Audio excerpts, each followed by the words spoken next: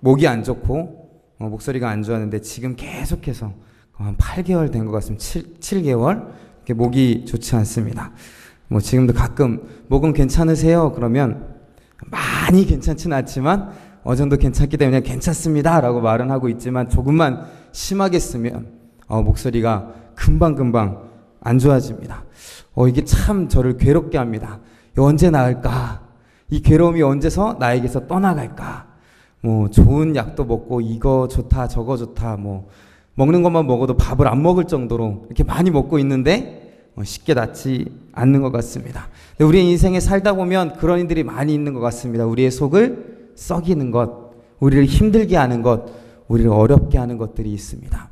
때로는 물질 때문에 힘들고 또 어느 누구는 사람들과의 관계 속에서 힘들어하는 사람들도 있습니다.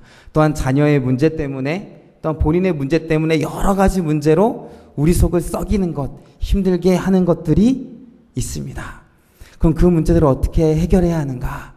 해결은 어디에 있죠? 그 해결은 말씀 속에 있는 줄로 믿습니다.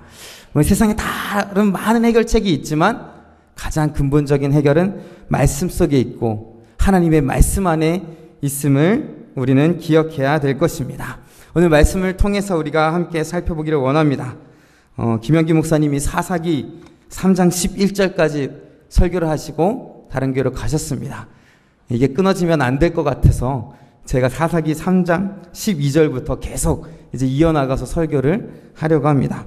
오늘은 에훗이라는 사람이 나오는데 그 첫 시작이 이렇습니다. 우리 12절 말씀을 같이 한번 읽어볼까요? 시작. 이스라엘 자손이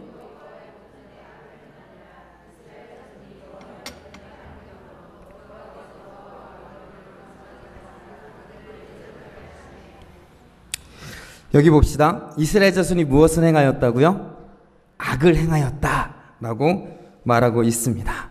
그런데 악을 행하였다는 말 앞에 무엇이 붙어 있죠? 또 라는 말이 붙어 있습니다. 그 전에 있었던 사사 온니엘 시대 때에는 또 라는 말이 없습니다. 7절에 보니까 이스라엘 자손이 여호와의 목전에 악을 행하였다 이렇게 나옵니다. 근데 12절에 보니까 이스라엘 자손이 또 여호와의 목전에 악을 행하니라. 그리고 또 무슨 말이 나오죠? 이스라엘 자손이 여호와의 목전에 악을 행함으로 또라는 말도 있고요. 그리고 반복해서 그 말이 한 번 더 나옵니다. 무슨 말이요? 여호와 앞에서 죄를 행하였다. 이것이 인간의 모습이다 라고 말하고 있는 것입니다. 이 죄를 짓고 있는 이스라엘 자손이 어떤 사람들입니까? 하나님의 선택을 받고 하나님이 함께해 주심으로 말미암아 가나안 땅을 정복한 백성입니다. 그 땅에서 하나님의 나라를 만들고 살아라 라고 하는 하나님 나라의 백성들입니다. 그런데 그들이 어떻게 했다고요? 여호와 앞에서 악을 행하였다. 눈앞에서 라는 표현을 하고 있습니다. 그들은 악을 행하였습니다. 또 행하고 또 반복해서 악을 행하였습니다. 이것이 바로 인간의 모습입니다. 우린 다 어떤 사람들입니까? 예수님 믿고 구원받은 사람들입니다. 그래서 하나님 나라의 백성이 되었고 하나님의 자녀가 되었습니다. 그럼 어떻게 살아야 하죠? 하나님의 뜻대로 살아야 하고 하나님이 명령하신 대로 말씀하신 대로 살아야 합니다. 그런데 우리의 삶은 어떻습니까? 이들과 별반 다를 것이 없습니다. 여호와 앞에서 악을 행합니다. 우리의 죄는 우리가 제일 잘 알고 있습니다. 하나님 앞에서 우리는 악을 행합니다. 우리의 생각들이 악합니다. 그런데 또 행하고 또 악을 행합니다. 그러자 하나님께서 어떻게 하십니까? 여호와께서 모압 왕 에글론을 강성하게 하사 그들을 대적하게 하셨다. 그들에게 근심거리를 주시고요. 그들에게 환난거리를 주십니다. 왜?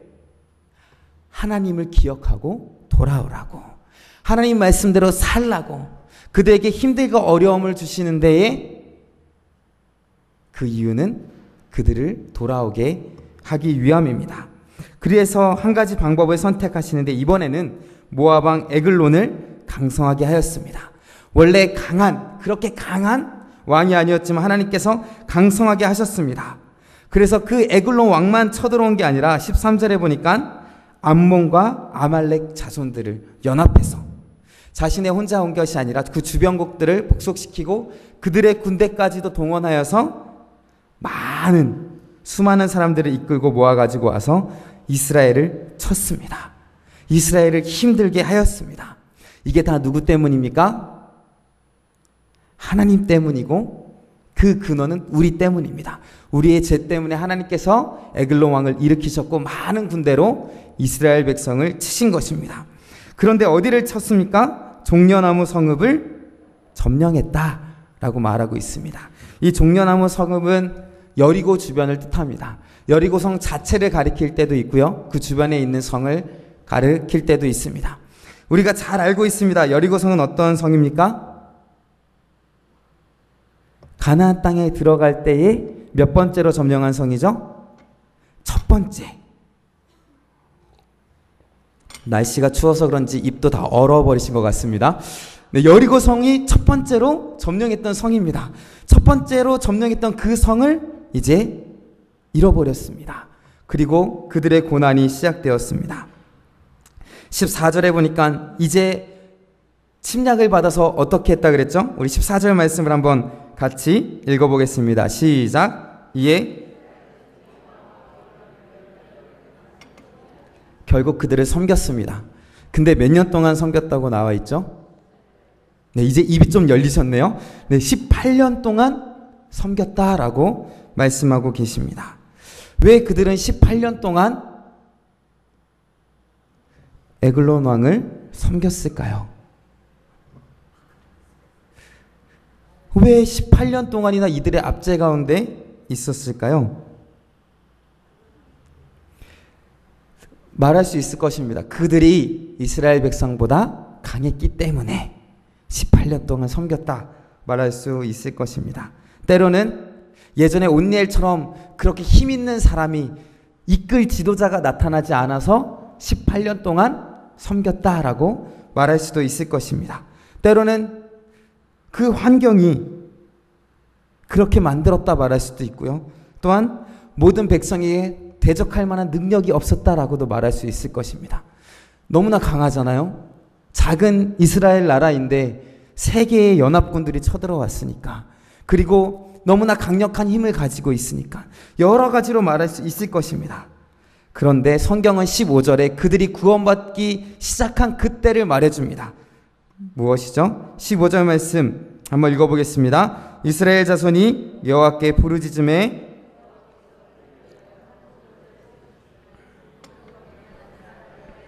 왼손잡이 에웃이라. 아멘. 여기까지 읽겠습니다.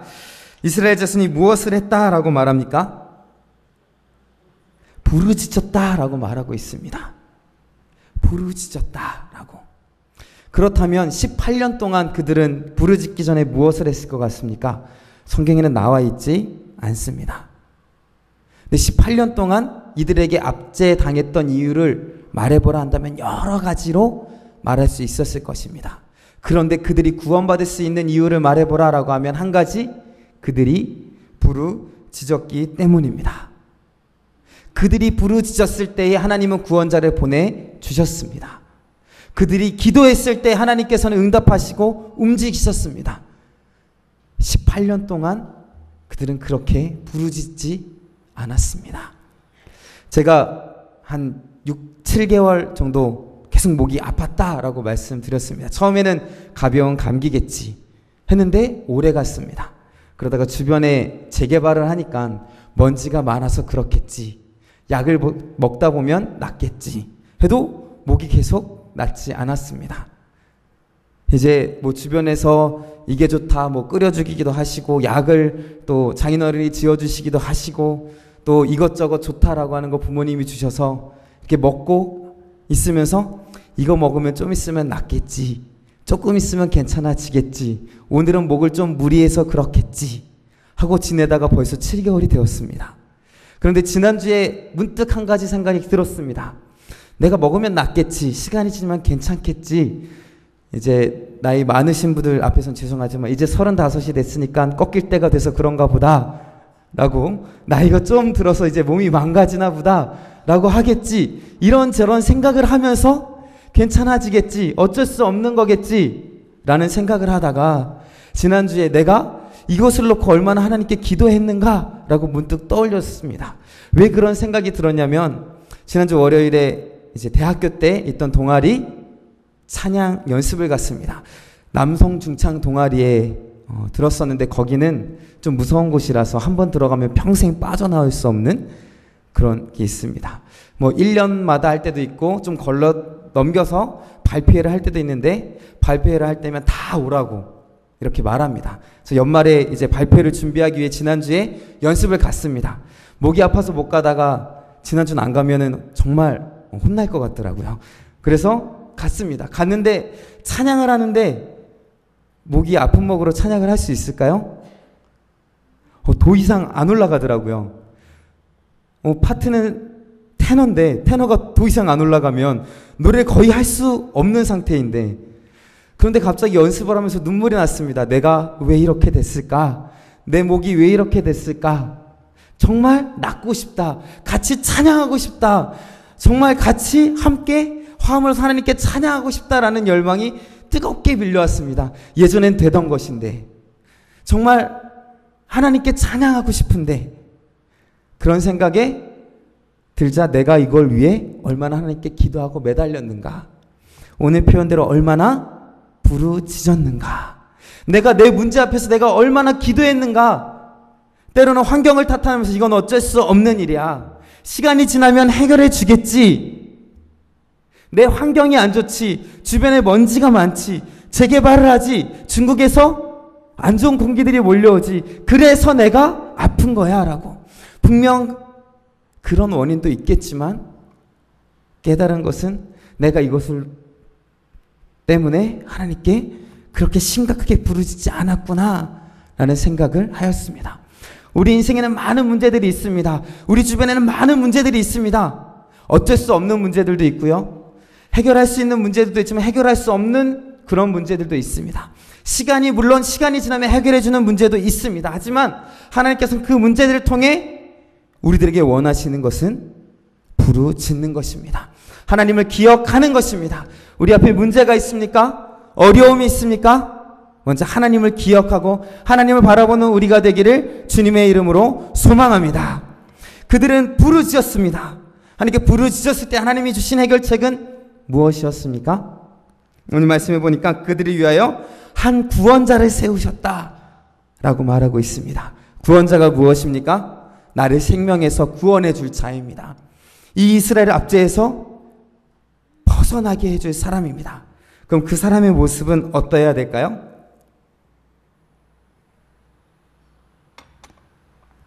어떻게 보면 에글론 왕보다 더 강해 보여야 되고 힘이 있어야 되고 용사여야 되고 그런 사람이 구원자라고 할 수 있을 것입니다.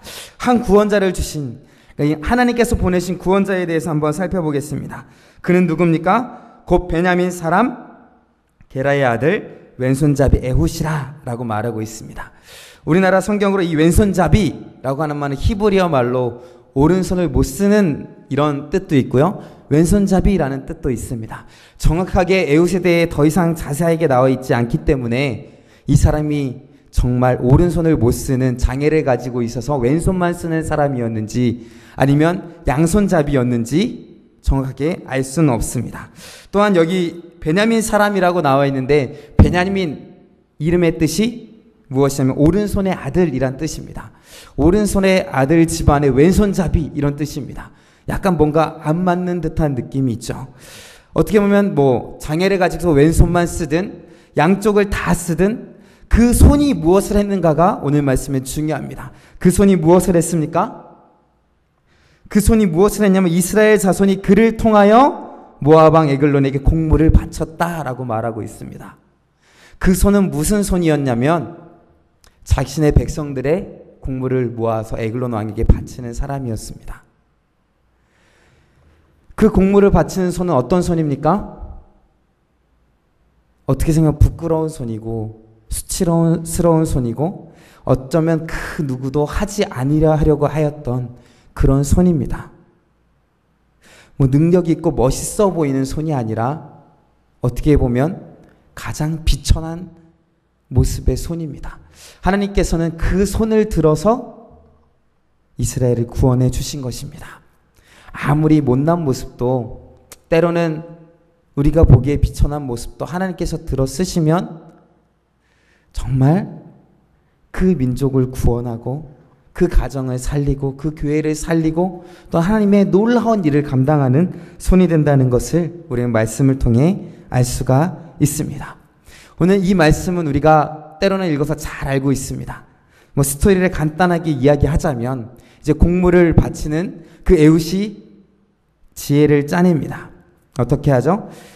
좌우에 날선 칼을 만들어 가지고 오른쪽 허벅지 옥속에 찼습니다. 몰래 가지고 간 거죠. 몰래 가지고 가서 곡물을 바칠 때에 모압 왕이 곡물을 바치고 바친 후에 모두 다 나가달라고 모압 왕에게 우리가 하나님의 말씀 비밀스러운 말이 있다고 말하자 모압 왕이 다 다른 사람들을 물러가게 하고 단 둘이 남았습니다. 그때에 에훗이 그 칼로 모압 왕을 찔러 죽였습니다. 그리고 도망하였죠. 그리고 백성들을 모아서 그 나머지 모압 사람들을 진멸했습니다. 이것이 바로 우리가 알고 있는 에훗이 모압을 물리친 스토리입니다. 그런데 이야기를 자세히 보면 다른 사사들이 가지고 있는 기적적인 일들이 크게 나타나지 않습니다. 그냥 에훗이 혼자 지혜를 짜내서 자기의 지혜대로 행한 것처럼 보입니다. 하나님이 어떻게 하라 지시한 것도 없고요. 하나님께서 에훗에게 특별히 이야기한 것도 없습니다.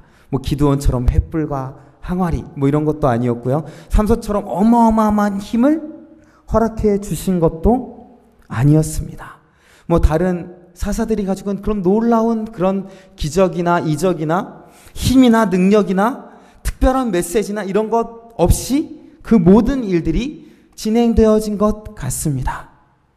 그런데 분명히 알아야 할 것은 이 모든 일 가운데 하나님이 역사하셨다라는 것입니다. 때로는 우리의 삶 가운데 문제들이 있고 어려운 일들이 있고 어떻게 해야 하나 하는 난감한 일들이 있습니다. 그런데 어느 순간 보면 하나님께 기도하고 정말 해결해달라고 우리가 메어 달리는 때에 어느 순간 그 문제들이 착착착 해결되는 것들을 볼 수가 있습니다. 때로는 하나님 없이도 해결된 것처럼, 때로는 내가 지혜를 짜서 해결된 것처럼 그렇게 느껴질 수도 있습니다. 하지만 오늘 이 에훗 스토리를 보면 하나님께서 하나하나 개입하셨다는 것을 알 수 있습니다. 이 말씀 속에서 하나님의 움직임을 한번 찾아보시기 바랍니다. 먼저 하나님께서는 분명히 구원자를 세우셨다라고 말하고 있습니다. 그 구원자 에훗을 세우셨고 그에게 지혜를 허락해 주셨습니다. 그래야 해서 그는 그 모든 일들을 꾸밀 수 있었습니다. 칼을 만들어 가지고 가서 모든 계획한 스토리를 가지고 그는 먼저 미리미리 생각한 것을 가지고 나아갔습니다. 그런데 그 지혜를 주셨을 뿐만 아니라 하나님께서는 환경을 열어주셔서 계약한 대로 다 되게 해주셨습니다. 칼을 숨겨갖고 갔는데 들키지 않았습니다. 그렇죠? 그리고 또한 그가 생각한 대로 됐습니다. 공무를 마치고 다시 돌아갔습니다. 돌아가서 왕에게 기니 할 말이 있습니다 라고 했을 때 주변에 있는 사람들을 다 내보내 주었습니다. 그리고 단둘이 남았을 때에 칼로 찔러 죽였습니다. 그리고 그 칼에 의해 모압 왕 에글론은 죽임을 당했습니다. 죽임을 당한 다음에 보통 어떻게 됩니까?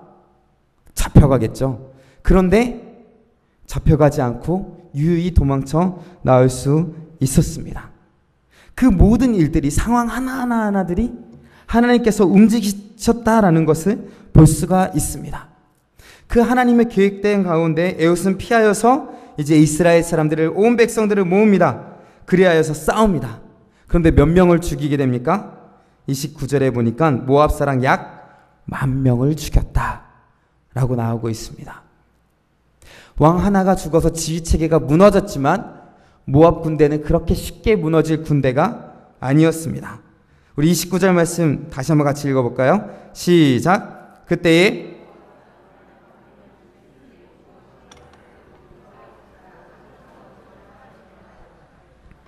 뭐라고 나옵니까? 그 사람들은 모두 장사요 모두 용사라. 10,000명이 있는데 모두 장사고 용사입니다. 무시무시한 자들입니다. 이스라엘 백성은 다 용사고 장사는 아니었습니다. 그런데도 불구하고 한 사람도 도망하지 못하게 그 장사와 용사들을 물리칠 수 있었습니다. 그 이유가 무엇입니까? 하나님께서 역사하셨기 때문입니다. 28절에 에훗의 목소리에서 그것을 우리는 확실하게 알 수 있습니다. 28절 말씀 같이 읽겠습니다. 그들에게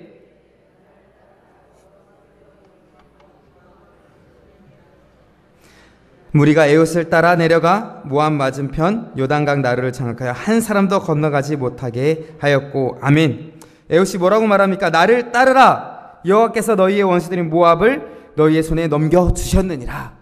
하나님께서 역사한다라고 말하고 있었습니다. 가나안 땅을 정복할 때 그들을 우리에게 손에 주셨다라는 고백과 마찬가지입니다. 우리의 힘으로 할 수 없다고 생각할지 몰라도 하나님께서 허락하시면 그것이 가능하다라고 말씀하고 계십니다. 그 모든 일들이 하나님께서 허락하셨기 때문에 그 문제들이 해결될 수 있었습니다. 그리고 그 땅에 평화가 찾아올 수 있었습니다. 다시 우리의 모습으로 돌아와 봅시다. 이 세상에 문제가 없는 사람은 한 사람도 없습니다.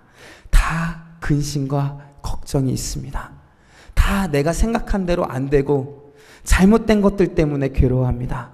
아픔들로 인하여서 밤잠을 자지 못하는 경우도 있습니다.